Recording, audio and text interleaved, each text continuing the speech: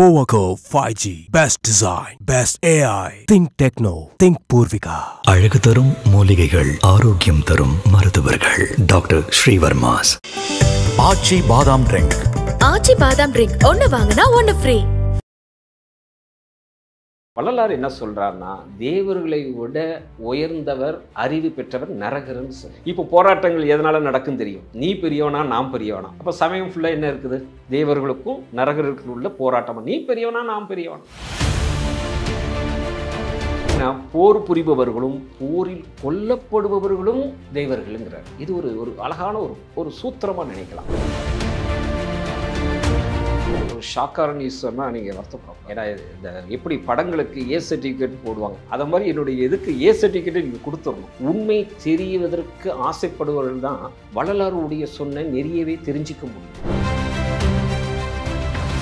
அப்போ வள்ளுவனுக்கும் வள்ளலாருக்கும் இடைப்பட்டது எவ்வளவு? 2000 வருடமும் இறைவனை ஒரு பக்தி மயமா பார்த்துட்டு இருக்கிறோம். அறிவுபூர்வம் நம்ம பார்க்கலைங்கிறது உண்மை. அது அதனால வள்ளலார் என் மார்க்கம் அறிவு மார்க்கம். அதுக்காக நம்ம கடவுள் இல்லைங்கிற தாட்டுன்னு இல்லை. நாத்திகம் சொல்லிட்ட நாக்கும் உடைநாக்குன்னு தெளிவா சொன்னவர் வள்ளலார்.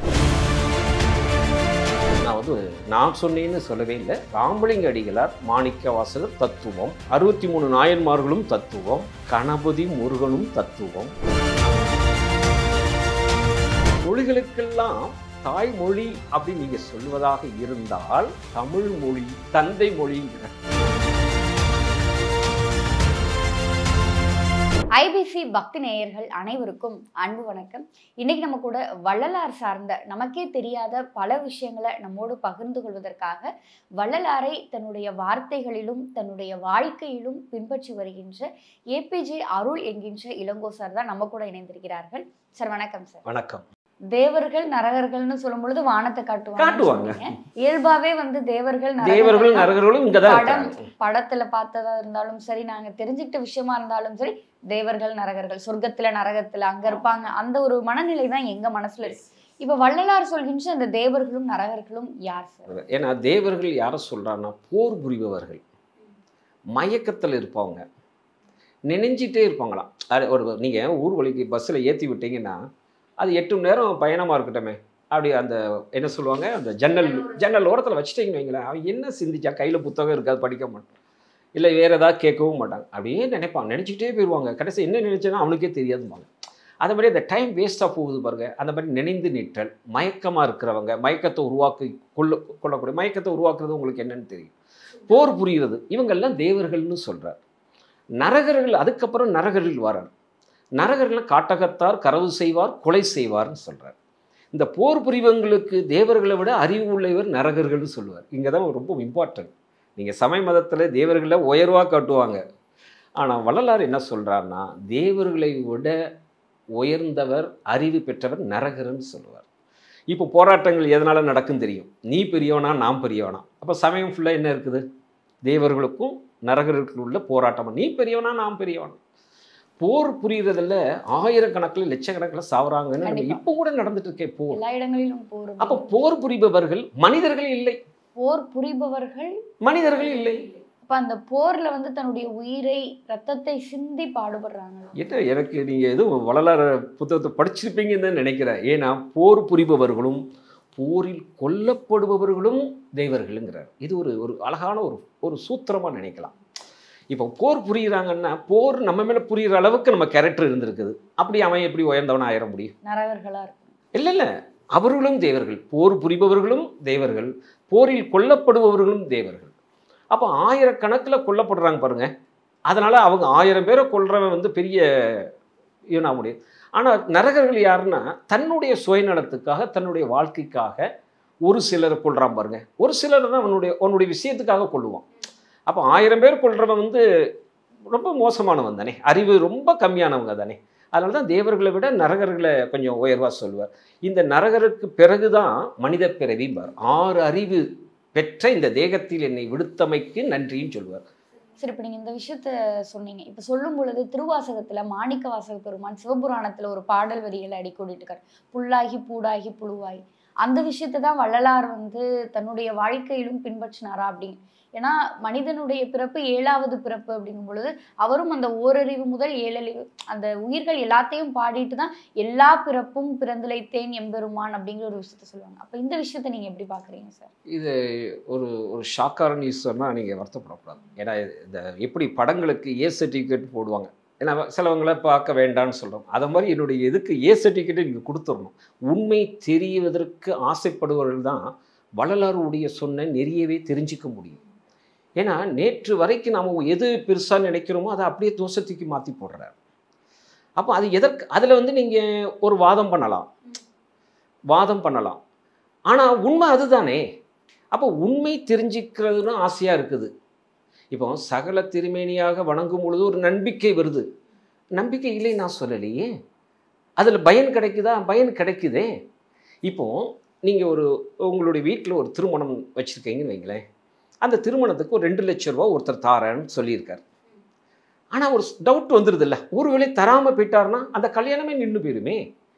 அப்போ என்ன சொல்ல வேண்டியது, அதை நினச்சி 2 நாள் தூக்கம் இல்லாமல் இருப்பானேன்னு சொல்லி ஒரு நண்பன் என்ன செய்கிறார், அவர் தரலைன்னா நான் தாரேங்கிறார். அப்படி சொன்னா அவனுக்கு ரொம்ப சந்தோஷமா 2 நாள் தூங்குறார். ஆனால் 2 நாள் கழிச்சு யார் தாரேன்னு முதல்ல சொன்னாங்கல்ல, அவங்க பணத்தை கொடுத்துருதாங்க.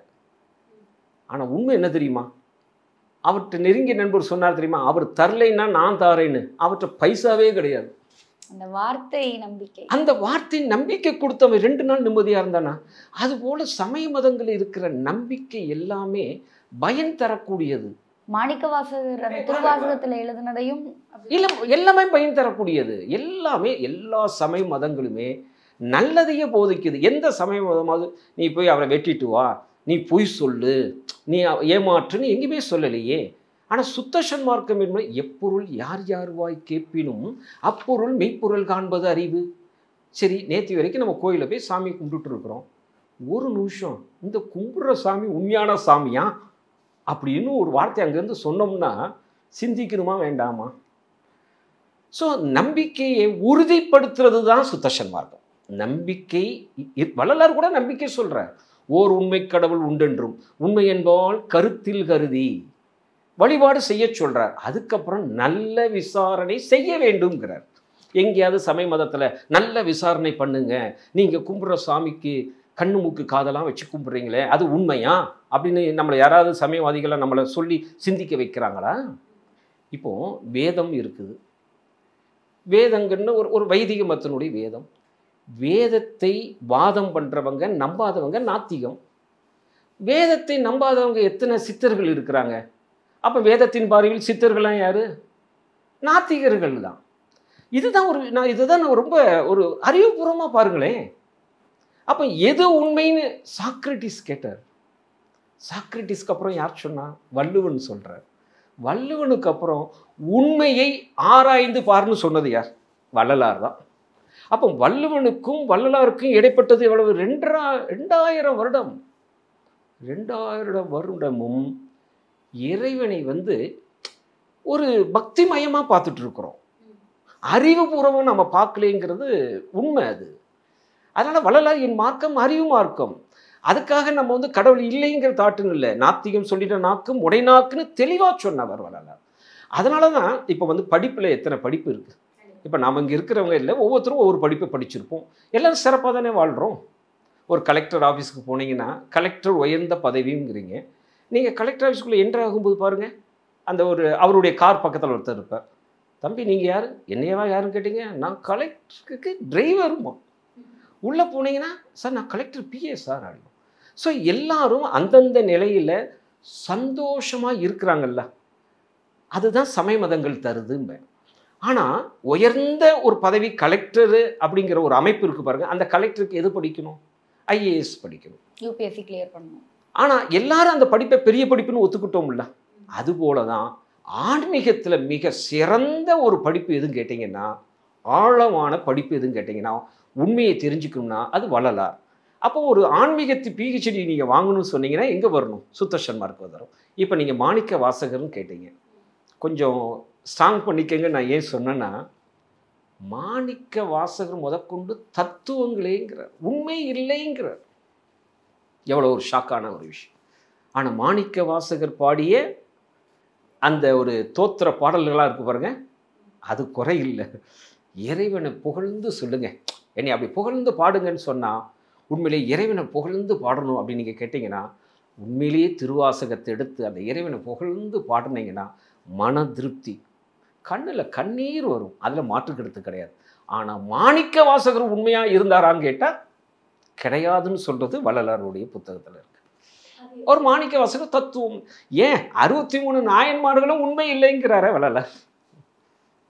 63 நாயன்மார்களும் உண்மை இல்லை. இந்த பக்தியை வளர்ப்பதற்காக, இறைவனுடைய பெருமைகளை சொல்வதற்காக சொல்லப்பட்ட ஒரு நல்ல கதைகள்னு சொல்லலாம். எல்லாமே கதையில தான் போகுது.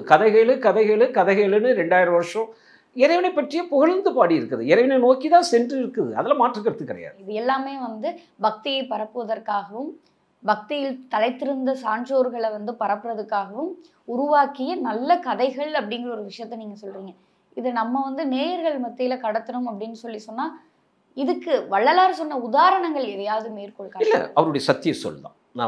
நான் சொன்னேன்னு சொல்லவே இல்லை. ராமலிங்க அடிகளார் மாணிக்க வாசகர் தத்துவம், 63 நாயன்மார்களும் தத்துவம், கணபதி முருகனும் தத்துவம். ரொம்ப இறைவன் யாருன்னு நீங்கள் பார்த்தீங்கன்னா, நானே சொன்னேன், இயற்கை கடவுள். வள்ளலார் இயற்கையவே கடவுள்னு சொல்லிட்டார். சமய மதங்களும் அதனுடைய பாற்றதனை சொல்லுது, உடல் உறுப்புகளை இறைவனாக காட்டுது.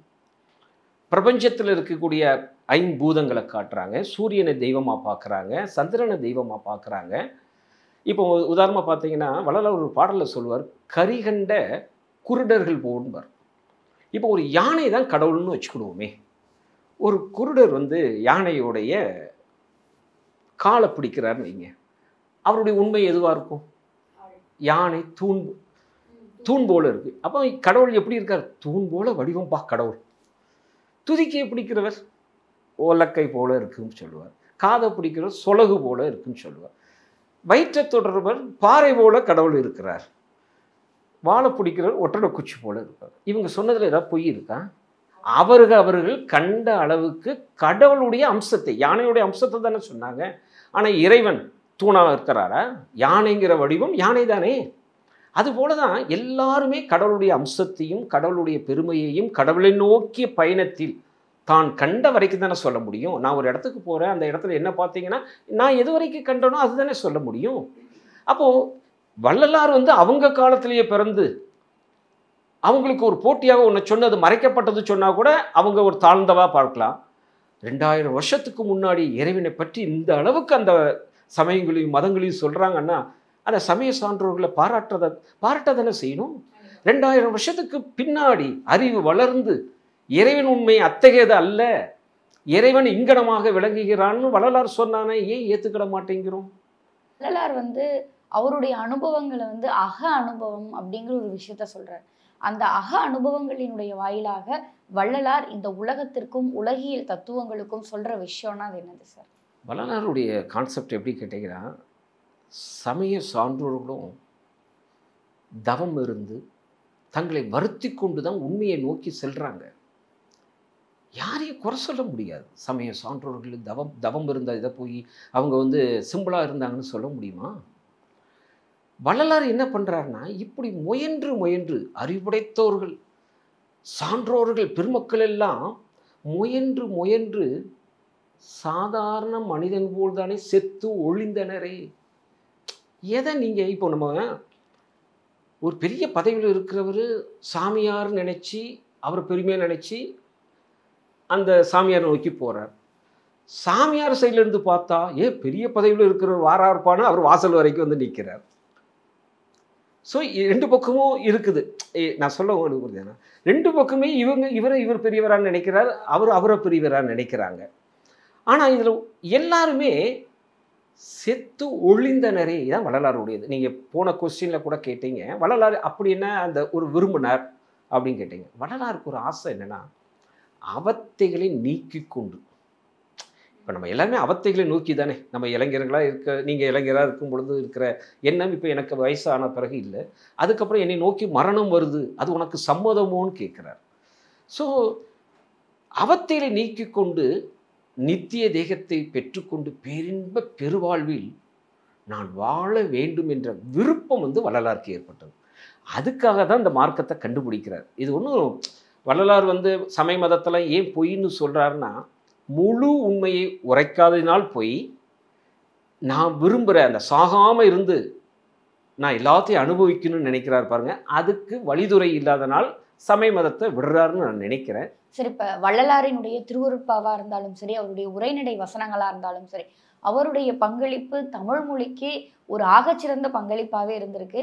இன்னைக்கு குழந்தைகள் முதல் பெரியவர்கள் வரை எல்லாருமே அந்த திருவருட்பா சார்ந்த பல விஷயங்களை படித்து மனனம் செஞ்சு அவங்களுடைய வாழ்க்கையிலையும் வாழ்க்கை முறையிலையும் பின்பற்றிட்டு இருக்காங்க. அப்போ வள்ளலார் வளர்த்த தமிழ், இதை பற்றின சில விஷயங்கள் எங்களோட பகிர்ந்து. மொழி இன்னைக்கு ஒரு நல்ல ஒரு விஷயம். தமிழ் மொழியை அவர் சிறப்பிக்கிற மாதிரி மிக சிறப்பாக சிறப்பிப்பார். நான் வள்ளலாரும் தமிழும் போட்டிருப்பேன். இன்னும் சொல்லப்போனால் மூவர் வள்ளுவரையும் தமிழ் தந்தை மொழி அப்படி சொன்னவர் வள்ளலார். வள்ளலார் இவர்களே மூவர்னு ஒரு புத்தகத்தை நான் போட்டிருப்பேன். வள்ளலார் தமிழ் மூலமாக அவர் சொல்கிற சிறப்பை பார்த்தீங்கன்னா ரொம்ப அருமையாக சொல்லுவார். என்ன சொல்கிறாருன்னா, இந்த தமிழ் விளங்கக்கூடிய தமிழ் இருக்கக்கூடிய இந்த இடத்துல பிறக்க வச்சதுக்கு இறைவனுக்கு நன்றி சொல்கிறார். அவர் தமிழ் மொழியை தென்மொழின்னு குறிப்பிடுறார். அதனுடைய சிறப்பு அவர் எப்படி சொல்கிறார் அப்படின்னு பார்த்தீங்கன்னா ரொம்ப ஆச்சரியமாக இருக்கும். வள்ளலார் சொன்னோம்னா நான் ஏற்கனவே சொன்ன மாதிரி சிலருக்கு மனசு சங்கடப்படும். ஆனால் உண்மையை சொல்லும் பொழுது சிலவங்களுக்கு கசக்க தானே செய்யும். வீட்டில் வந்து பார்த்தீங்கன்னா உடல் நலம் வர்றதுக்காக கொடுக்கக்கூடிய நல்ல விஷயம் வந்து நம்மளுக்கு கசக்கும். அதை கஷ்டப்பட்டு பார்த்துட்டோம்னா அது நம்மளுக்கு பலனை தர்ற மாதிரி வள்ளலார் என்ன சொன்னாலும் முதல்ல பொறுமையாக கேட்டுட்டோம்னா சிறப்பாக அமையும் நான் நினைக்கிறேன்.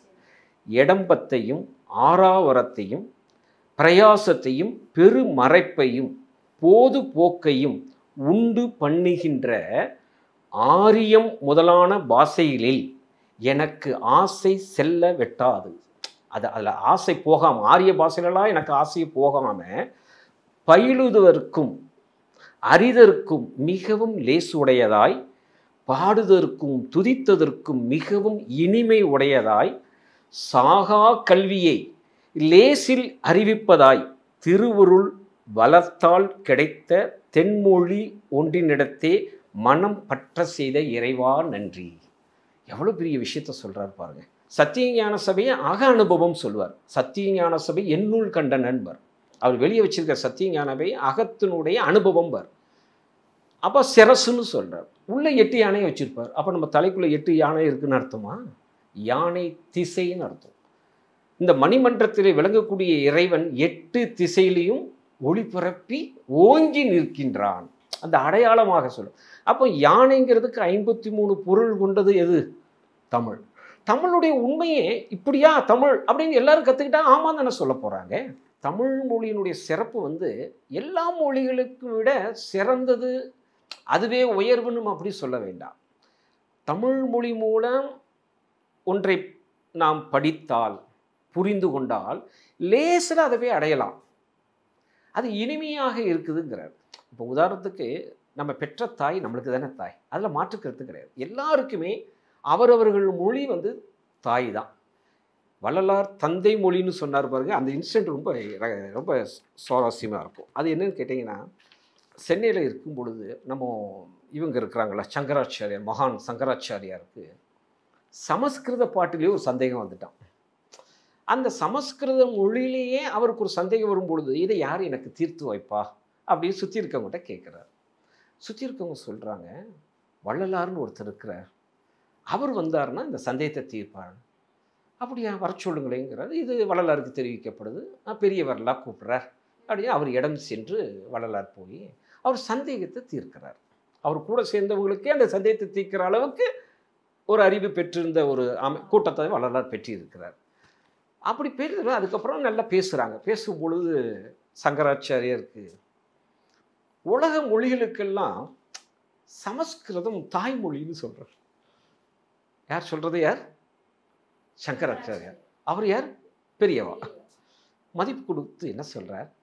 அப்படியாயின் சமஸ்கிருதமே மொழிகளுக்கெல்லாம் தாய்மொழி அப்படின்னு நீங்கள் சொல்வதாக இருந்தால் தமிழ் மொழி தந்தை மொழிங்கிறார். இதை எப்படி இது இந்த விளையாட்டு வேறு எந்த மொழியில் விளையாட முடியும்? சார், வள்ளலார் பற்றின நிறைய விஷயங்கள் நீங்கள் எங்களோட சொன்னீங்க. அவருடைய ஆரம்ப காலத்திலிருந்து அவர் கண்ட கடவுள் யார், அந்த கடவுளை அடையணும்னா நம்ம அதுக்கு எந்த மார்க்கத்தின் வழியாக போகணும் அப்படிங்கிற மாதிரியான பல உதாரணங்கள், அதுவும் நீங்கள் சொன்ன உதாரணங்கள் எல்லாமே ரொம்ப ஈஸியாக எங்களோட கனெக்ட் ஆகிற மாதிரி இருந்துச்சு சார். நிறைய விஷயங்கள் வள்ளலாரை பற்றி எங்கள் கூட பேசினதுக்கு, எங்களுக்கும் பல விஷயங்கள் அவரை பற்றி தெரிய வச்சதுக்கு உங்களுக்கு இந்த நேரத்தில் எங்களுடைய ஐபிசி பக்தி நேயர்கள் சார்பாக ஒரு மனமார்ந்த நன்றி சொல்லிக்கிறோம். ரொம்ப சந்தோஷமாக இருக்குது. நன்றி. நன்றி, வணக்கம். அப்பாவும் நீங்களும் ஒரு தேசிய விருது வாங்கியிருக்கீங்க. வீட்டுக்குள்ள எப்படி ஒரு ஹெல்தியான ஒரு போட்டி இருக்குமா, இல்ல அப்பா எப்படி உங்களை செதுக்கி இந்த இசைத்துறையில பயணப்பட வைக்கிறாங்க? போட்டிலாம் இல்ல, கரெக்ஷன் தான் நடந்துட்டு இருக்கோம். இதை இப்படி பாடு அப்படி. Powerco 5G, best design, best AI. Think Techno, think Purvika. அழகு தரும் மூலிகைகள், ஆரோக்கியம் தரும் மருத்துவர்கள். டாக்டர் ஸ்ரீவர்மாஸ். ஆச்சி பாதாம் ட்ரிங்க். ஆச்சி பாதாம் ட்ரிங்க் ஒன்னு வாங்கினா ஒன்னு ஃப்ரீ.